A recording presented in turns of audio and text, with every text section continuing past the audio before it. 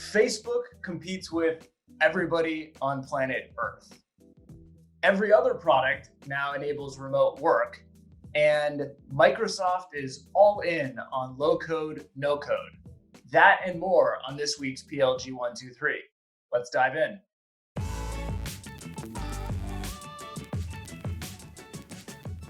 So tab one is from Product Hunt and is about Facebook's newest product called Facebook Shops. You don't have to think very hard about who this is going after. Very clearly, Shopify.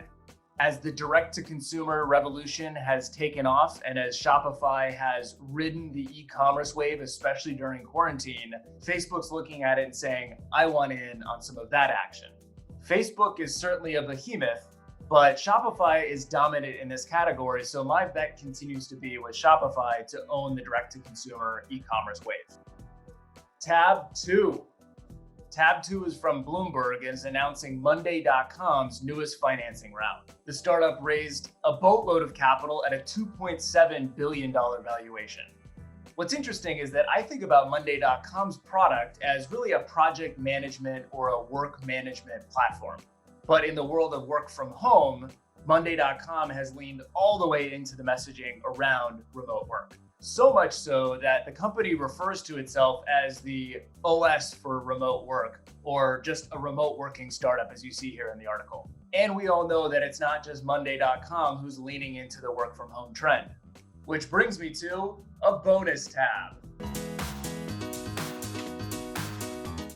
Today's bonus tab is from Product Hunt, a favorite destination here on the PLG123, and it's about Miro's newest launch, which is Miro Remote Meetings and Workshops. Now, Miro is a whiteboard platform for collaboration amongst teams. What's not clear to me is if this is actually anything new in Miro, or this is kind of a reskin and a marketing campaign to show front and center that Miro can indeed be used very well and very effectively in today's environment.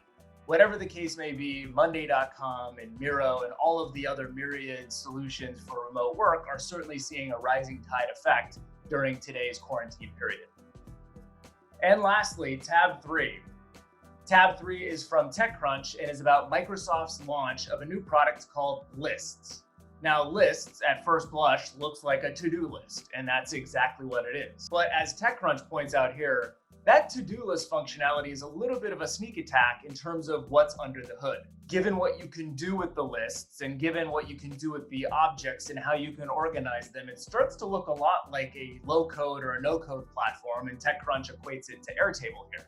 Now, if we look at Microsoft's existing products like the Power Apps platform and now Lists, we see them leaning into both low-code with the former and now no-code with the latter. When you see big players like Microsoft going all in and you see Google's acquisition of AppSheet earlier this year, it helps to put some legitimacy around this very hypey trend of low code, no code. Well, that does it for this week on the PLG123.